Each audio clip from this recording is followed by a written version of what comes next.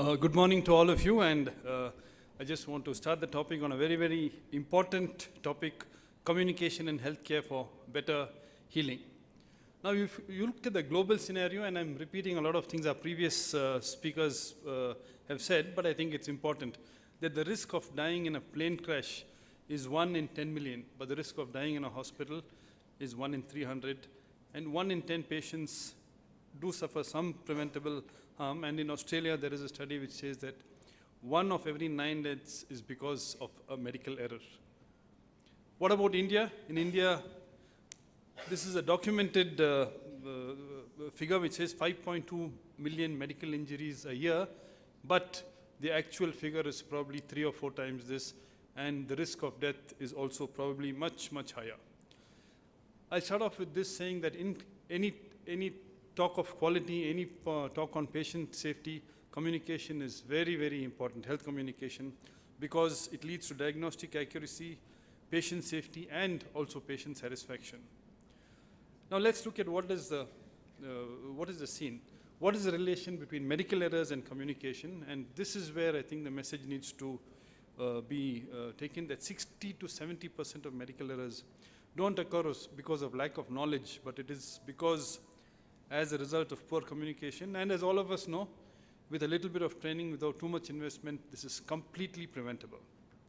These are, again, just figures internationally to drive home the point. And these are studies which are now well accepted. In the developed world, patients with poor scores for patient-physician communication, there were 13 more patient safety incidents. And as far as nurses are concerned, yesterday we had a nursing colleague say, and we know that how important the nursing division plays in patient care, there were 27% more safety patient incidents. And I think this is a very significant slide. Now looking at some other examples at the international level, where checklists, where communication have made a big difference in mortality and in complications.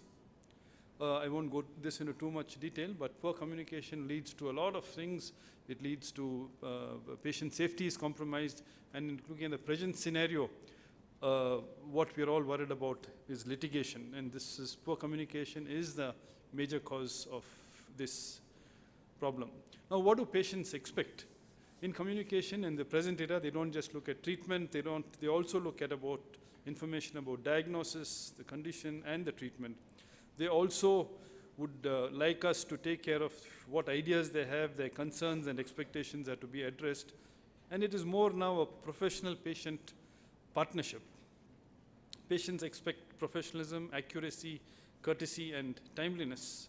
And all of this contributes to patient safety. This is a very interesting slide, and this is on figures based on the developed world, where the most doctor sees about 10 to 15 patients in a day. When I was in Australia, we were given, every outpatient was not more than 15 patients. In India, the scene is so very different. Many of us see hundreds of patients, and this again is when you have a structured outpatient. Here, on an average, the physician interrupted the patients 18 seconds into the interview, just 18 seconds. And if the patient was given a chance, he needed 55 seconds. 45%, again a study in the developed world, 45% of the patient's complaints and 54% of the patient concerns were not addressed by doctors because they were not listened to. Now, a very simple study, but a very, I think, a significant study.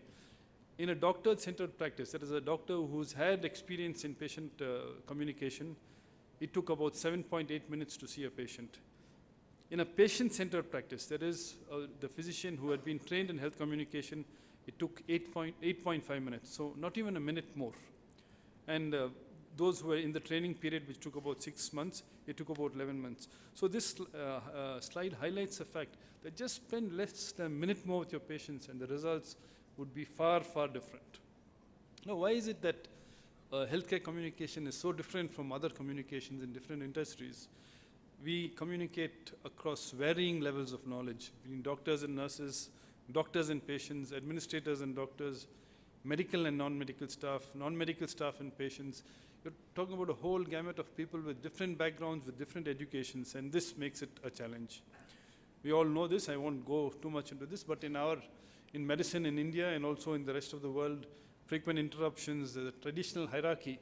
A senior house surgeon cannot call the senior consultant. A junior nurse cannot call the nurse. The roles are not unclear. There are too many handovers, and there's lack of a team approach.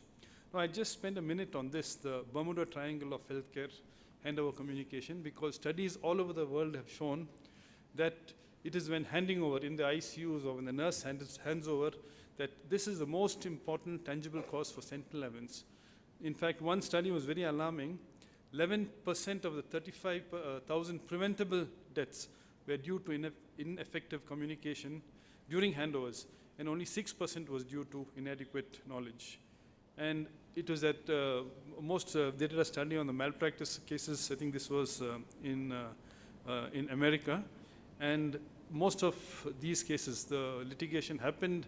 The problem was discovered to be at the handing over time. So the question is, can communication skills be taught, or is it something that you're born with? It is a series of learned skills. It can be easily taught. It can be taught at all levels, and anyone can be a good communicator. So this is the good news. It is a series of learned skills, and it is just to highlight that it is not an inborn trait. Very briefly, communication skills, like many other areas, starts off you're unconsciously incompetent. You don't know that you're a bad communicator. You go through the various stages, and then it becomes a matter of habit that you become a good communicator. Benefits of effective communication, I won't go through this again, but we all know about it. Now, this is a slide which most finance heads and administrators take note of. Does communication have any financial implications? Yes, it has. And we've done a study in Baptist, a very gross study, and it fits in with the rest of the world. About 2% of the budget is usually what is lost because as a result of ineffective communication. It's a huge amount.